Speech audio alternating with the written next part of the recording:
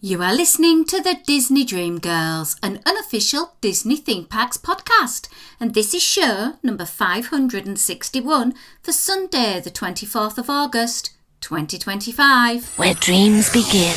Hello and welcome to this week's Disney Dream Girls. My name is Michelle Young, and together with my jolly good chum Jane Phipps, we are your guides to the place where dreams begin. Well, we've no Janie this week, but in her hot seat, we have the wonderful Anthony Markham. Hello and welcome back, my lovely. Hello, my dears. Good to talk to you. It is, and it's quite a good thing, is this? Because the way we now do it, we can actually see each other. So, yay! Yeah. There's no stopping us. Yes, and I see your Disney collection behind you. I love to see it. Yeah. 4,000 miles apart. Mm-hmm. Well, you will get to see it when you make a trip over to the UK. Yes, it's finally going to happen at some point. At some point, she says. Mm-hmm. Hopeful. Mm-hmm. Well, we have quite an epic podcast ahead, we could say. We have got a kind of trip report from your early July trip you made to Walt Disney World, your pilgrimage for your birthday, because you were happily born on July the 4th. Yes, so the whole USA celebrates me. At least that's what I'm telling myself. So does that mean the whole of the USA needs to buy you a bubbly cocktail or something? Ooh, I like what you're talking about. Well, we will be talking cocktails later on in the show because I am sure you partook in one or two on your epic trip. We did, yes. So let's start with the basics. You drove? Yes, we drove. It's about 8.5, 9-hour drive. Typically leave late in the evening of one day so that we can arrive and boom, hit the parks running. Our first day of our trip.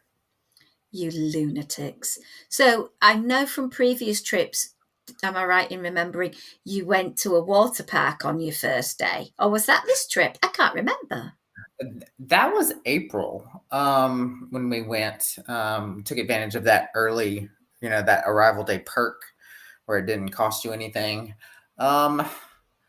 This trip with the 4th of July and all the festivities that were happening, since we were arriving on July 3rd, I have annual pass, but my boyfriend does not. So we needed to make sure he had a ticket for day one. So we went ahead and did a theme park day on that arrival day. Okay. So before we go on to the magic of the Magic Kingdom and all of the other theme parks that you visited, tell us a little bit about your hotel, because this is a new one for us. We've never had a guest review this particular resort. Never? Never. Wow. Well, not to spoil anything, but I think Destino Tower is now my favorite on-property resort. Wow. Yes. I had stayed at Coronado Springs. I was looking back at photos, and I think it was 2013. So it was quite a different experience. But when we originally booked the trip, we were due to stay at Pop Century. But we decided it's a birthday celebration. Let's spice it up a little bit. So we got in touch with my travel agent, and she found us a great deal at Destino Tower. And in between all the dining options, and we're not talking just about like your food court. It has some super nice, more up-level type dining facilities. Dahlia Lounge was fantastic. Even I'm going to say it wrong probably, is the Three Rivers restaurant. It's basically in the middle of the lagoon. Great tapas there. Great bar facilities. We even did a on-site breakfast / brunch one morning at technically it classes itself as a sports bar, but Cafe Rick's, fantastic breakfast. You don't have to be a sports fan to go there then. Oh, absolutely not. And across property fantastic service from concierge check-in. Like, we arrived on property that morning at 7 a.m. thinking we're just going to drop off our electronics, like our computers there, because we didn't want that to sit, in my car while we're waiting. They're like, "Oh, we have your room ready." 7 a.m. I get the notification, "Your room is ready." That was fantastic. Of course, yes, it is a birthday trip, so you're wearing your birthday button. So yeah, your servers and your cast members, they see it and they greet you. But I've done my birthday before at the resort, and I haven't had a similar experience as I did at Grand Destino. Wow. How did you book it? Did you book it as a DVC? Did you book it as a just regular theme park guest? Just a regular guest. And we had not yet paid in full for the trip when we decided to up level. So it was pretty simple. Just got in touch with our travel agent and she handled the details for us. And I'm just going to spend a moment now for our UK listening audience. Jane literally messaged me today. She has used an American travel agent, our lovely friend Christine Sir, who has been on the show before. And she's booked her hotel for her upcoming November trip. And literally today, Christine messaged her with a $300 price reduction because Disney have got an offer on for when Janie's there.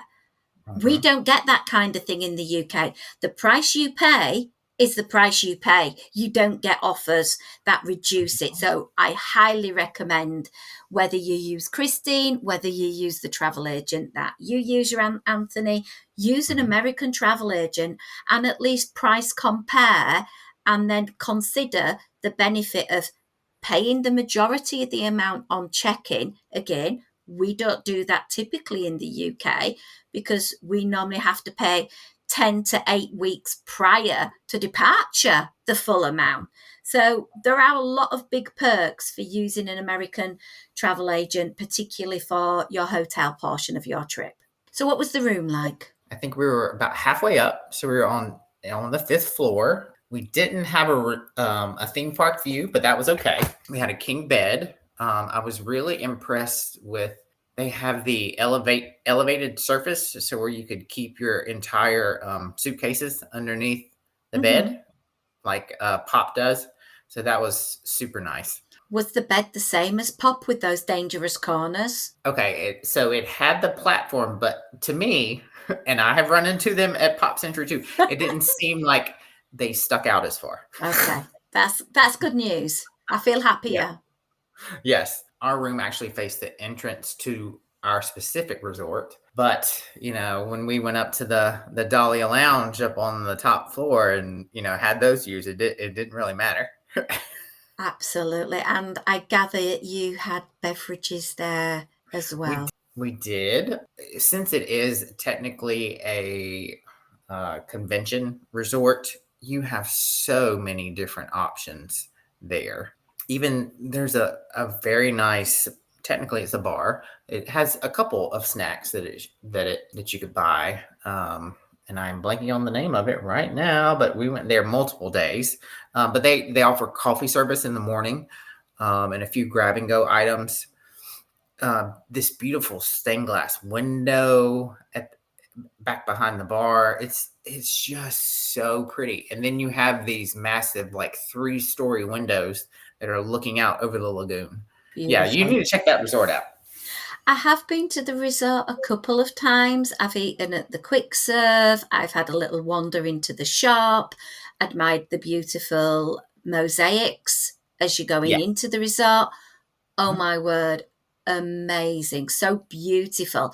And it's a great place to use the Skyliner to visit if you're just coming back from time at Epcot or Hollywood Studios as well, just to do a little detour to get good quality cocktails or a light bite and just to see somewhere different that is so beautiful.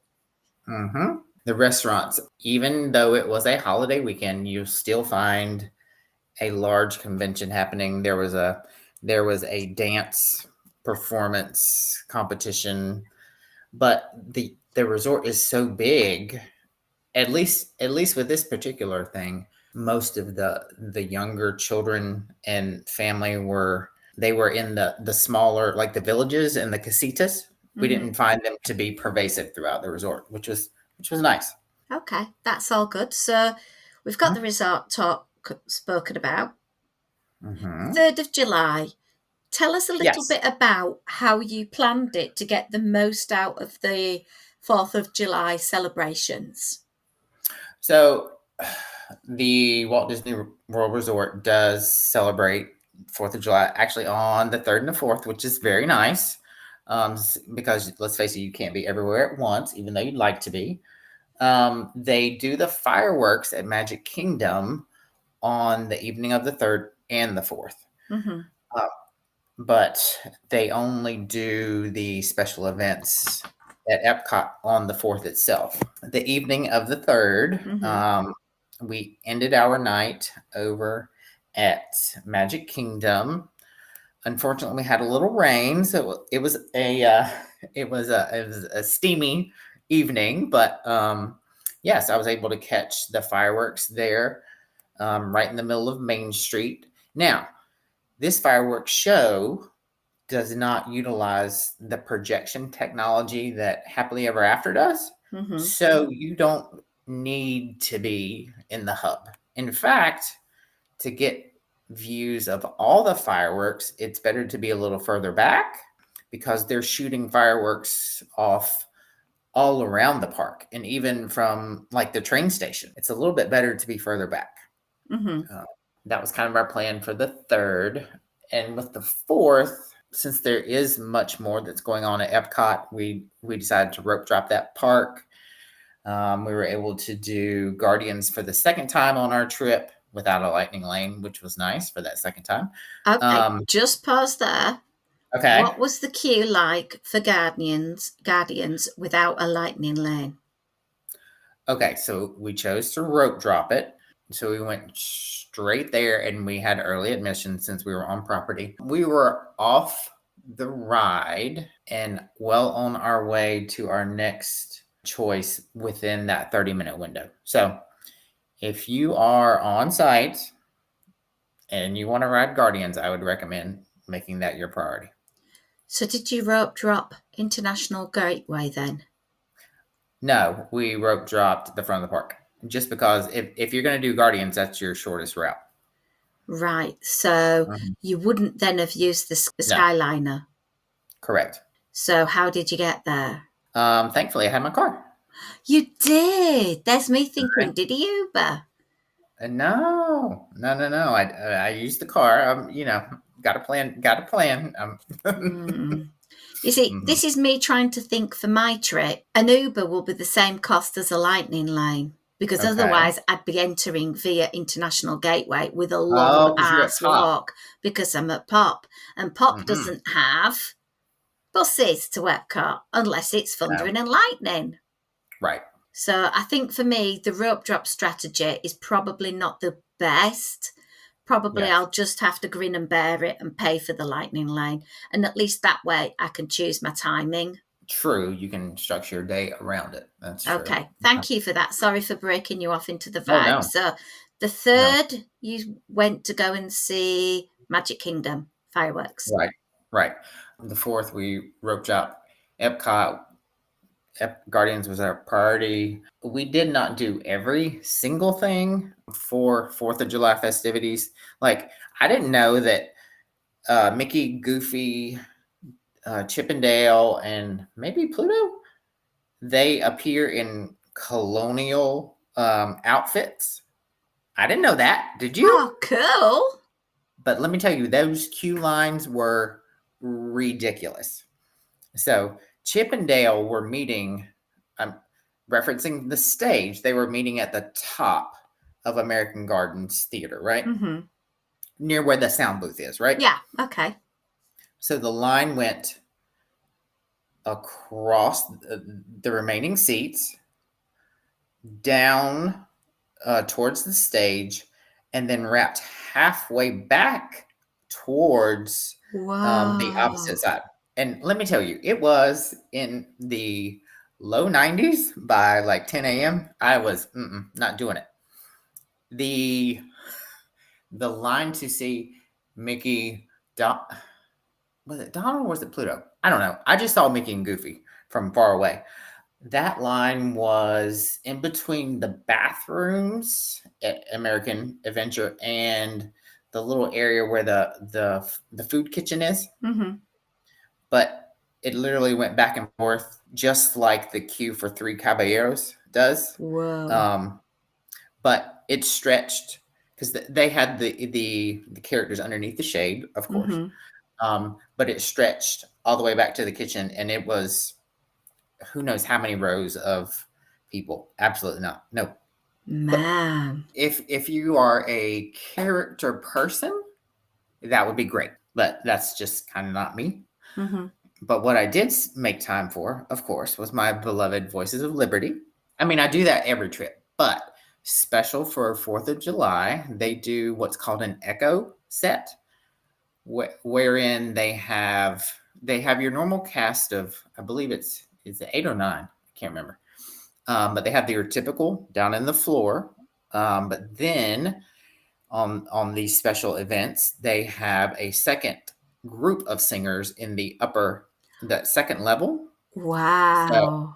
So, and they come forward as they are singing the Star Spangled Banner, which stunning, beautiful, not a dry eye. And you would appreciate this. They came in at the second stanza, second chorus.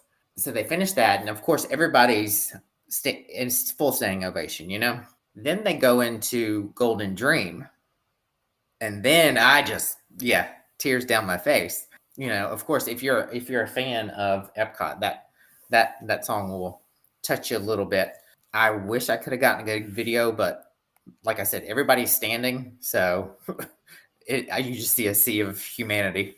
Yeah, but you got to experience it in the moment, and that is the best thing, really.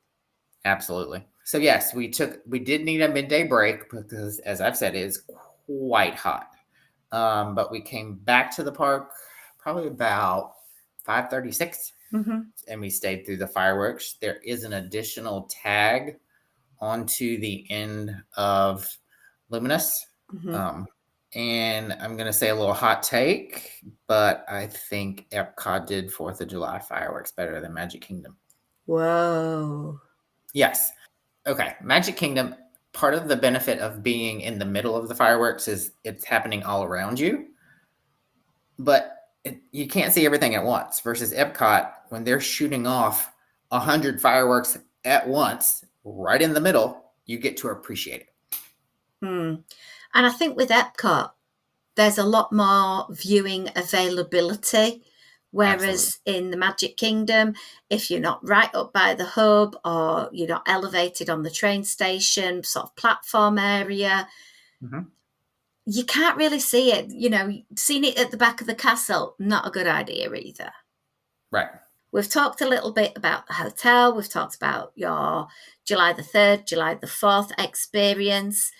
I gather a little old lounge has opened up that you were quite eager to partake in. Yes, I was one of the lucky few who on that first day, thanks to Fast Fingers, got a reservation for Geo 82. We went there on actually that first day, the 3rd. Ooh, we were all over the place on the 3rd. But we arrived at about 5:15. And you know, we were thinking a couple cocktails. You know, of course, I've been watching vlogs and all that stuff. Not really expecting to spend, you know, a significant amount of time there, but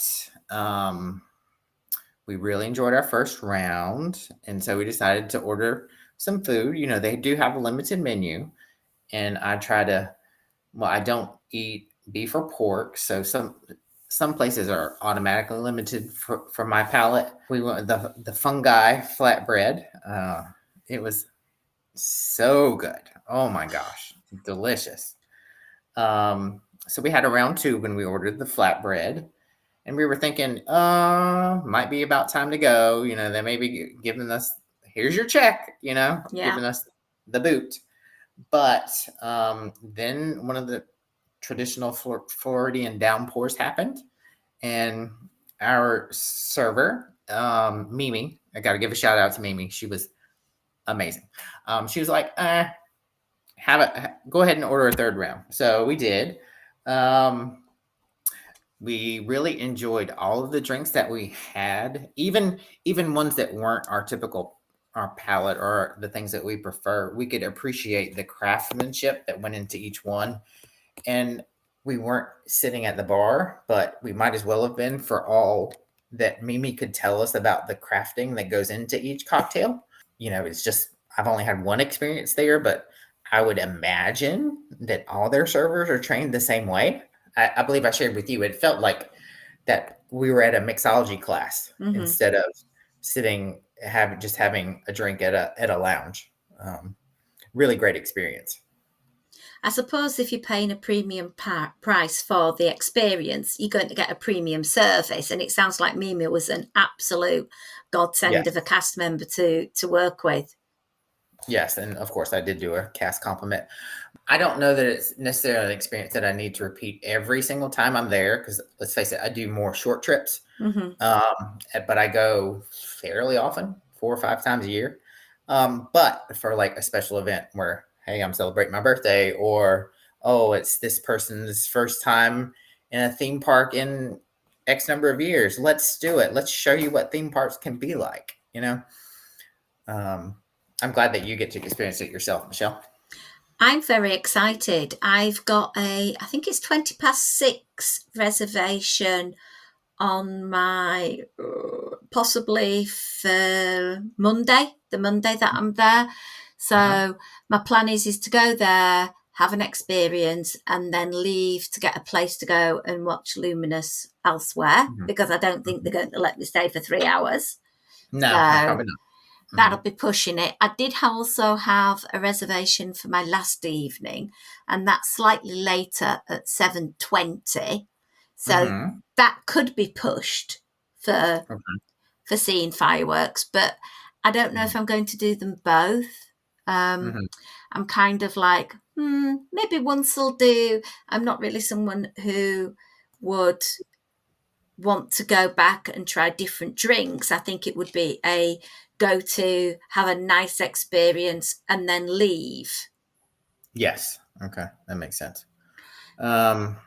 Also consider your company, in that standpoint, you want to make sure someone's going to be at your level.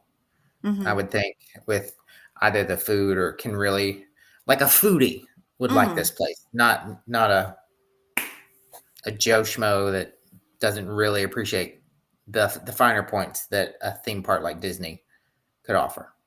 Well, I know the person I will be with on the Monday, and they definitely appreciate a good lounge. Perfect.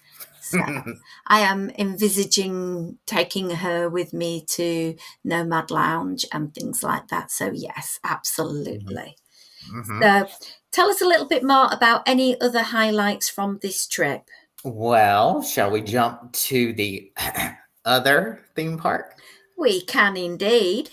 All right. So actually, you know what? Let's do one more thing. Okay. At this particular at Walt Disney World on the 5th, our big priority was the new stage shows at Hollywood Studios.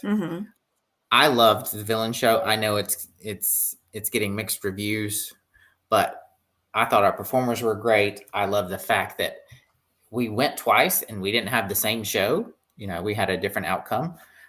I don't want to spoil things for the listeners, but I would highly recommend that show. Are you making it a point to see that? Absolutely. Beeline and following your advice. I will be at Hollywood Studios, I think 3 times on the trip. 3 free viewings. Perfect. Now let's jump over to Epic. Yes, on the 4th day of our trip, we actually checked out of Coronado and drove over to Stella Nova. We basically just checked in so we could get our early access pass, and went straight on a beeline over to the park. That particular hotel is about a 10-minute walk. I know they've built 2. The other one is Terra Luna, I believe. Mm-hmm. Their names are easier to get mixed up. But Stella Nova is the one with the walking path. So if you're thinking about it, I would recommend that hotel over the other one, although they're probably about the same price. And we got there about, honestly, an hour and a half before the resort opened. Mm-hmm. But because you're hearing all these stories of these crazy lines, and I mean, I'm glad we did. We could have touched the gate when we got there, and once they kind of let resort guests start entering, we made a beeline towards Nintendo World, because not every land opens at early admission, so Mm-hmm. you kind of have to be mindful of that. That theme park has different, portals, they call it, different lands themed to. One is Nintendo World. One is Isle of Berk for How to Train Your Dragon. One is it's Dark Universe. That's themed to the classic Universal monsters, and then the Harry Potter area. You start in Paris, but the ride takes you to London, and then there are a couple of rides in the Central Celestial Park area. I like that Universal is offering more things for children and families. 10 years ago, they just didn't have it. They Mm-hmm. had what? Dr. Seuss, and that's maybe about it 10 years ago. Mm-hmm. Maybe the Woody Woodpecker thing that now is gone. So it's nice that Isle of Berk and Nintendo World both have a high appeal for families with younger children. That's great. So we started with Mario Kart over in Nintendo World, which it kind of combines the ride vehicle almost of Men in Black, Mm-hmm. uh, with an element of VR where it's like you're inside a video game and you're racing. The shooting element is like you're launching turtle shells. So that was fun.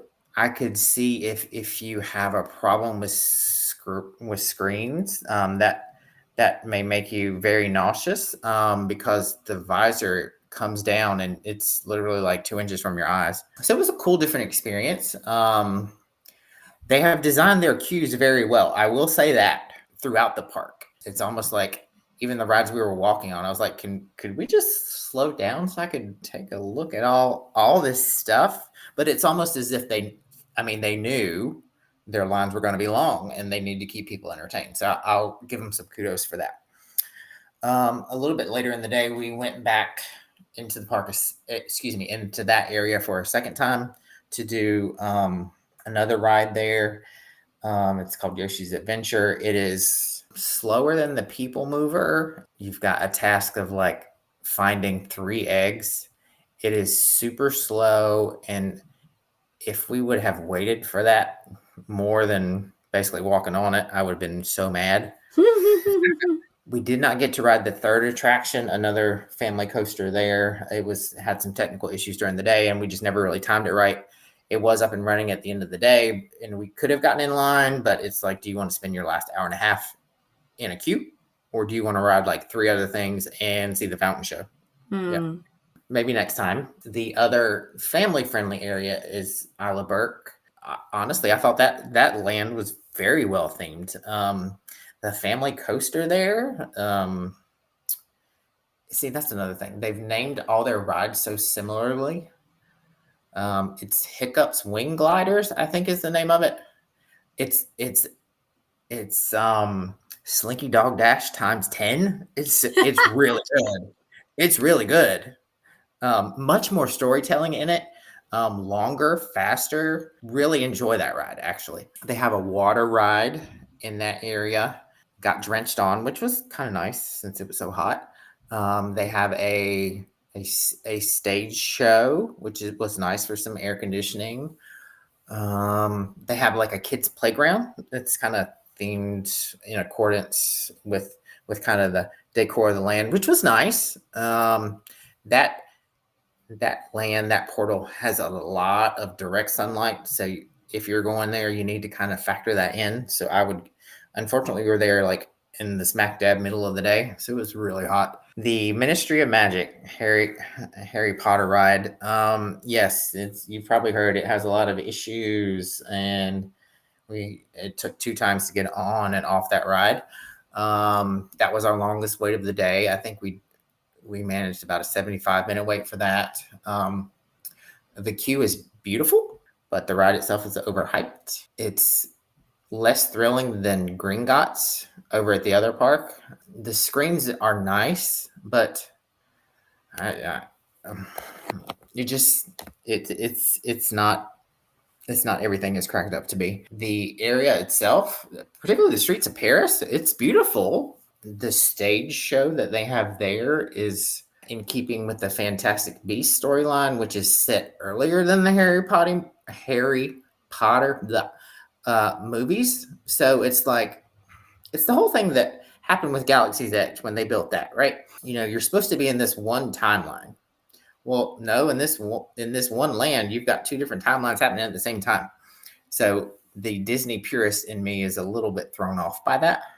Mm-hmm. But it does have some good shopping in that area and a nice little walk-up bar that probably had the best drink of the day. We